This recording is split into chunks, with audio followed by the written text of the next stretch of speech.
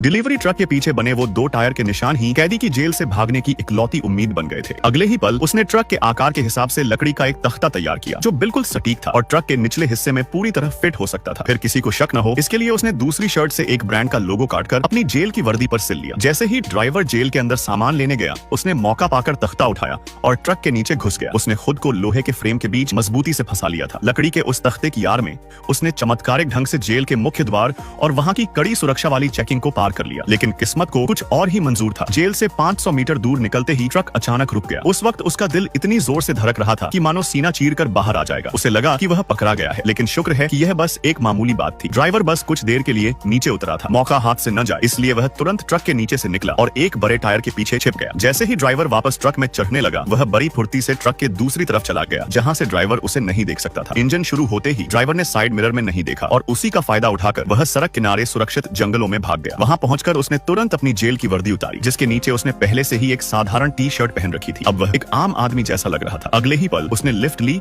और अपने पुराने शहर पहुंच गया। उसके मन में बस एक ही ख्याल था, अपनी नन्ही बेटी को एक बार देखना। लेकिन जब वह पहुंचा तो देखा कि बेटी के घर के पास पुलिस का पहरा था। उसके भागने की खबर पूरे शहर में फैल चुकी थी। वह छिपने की जगह तलाश ही रहा था कि तभी उसे अपने पीछे एक पुलिस की गश्ती कार दिखाई दी। घबराहट में उसने एक राहगीर होने का नाटक किया और भीड़ में मिल गया। स्टोर बंद होने के ठीक पहले वह अंदर घुस गया। सबसे खतरनाक जगह ही अक्सर सबसे सुरक्षित होती है। उसने बाथरूम में जाकर तुरंत छत की टाइल हटाई और ऊपर चेयर एच गया। वह तुरंत संकरी छत के बीच में रेंगकर आगे चला गया था। थोड़ी ही देर में पुलिस दरवाजा खोलकर अंदर आ गई। सौभाग्य से वे सिर्फ शौचालय का उपयोग करके चले गए। तब जाकर उसने राहत की सांस ली। धूल से भरी छत में वह पूरी रात एक चूहे की तरह दुबका रहा। अगले पूरे दिन सुपरमार्केट में लोगों की आवाजाही रही और वहाँ काफी चहल पहल थी, लेकिन वह ऊपर लेटा रहा और हिलने की हिम्मत भी नहीं कर रहा था। रात में जब सुपरमार्केट बंद हो गया तब भूख ने उसे बाहर निकलने पर मजबूर कर दिया। वह नीचे शेल्फ वाले हिस्से में आया। उसने हर एक सुरक्षा कैमरे के कोण का बारीकी से अध्ययन किया। अब वह केवल उन कोनों से ही गुजर रहा था जहां कैमरे की नजर नहीं पड़ती थी। उसे जमीन पर रेंगते हुए देखा जा सकता है। वह एक लंबी छड़ी का उपयोग करके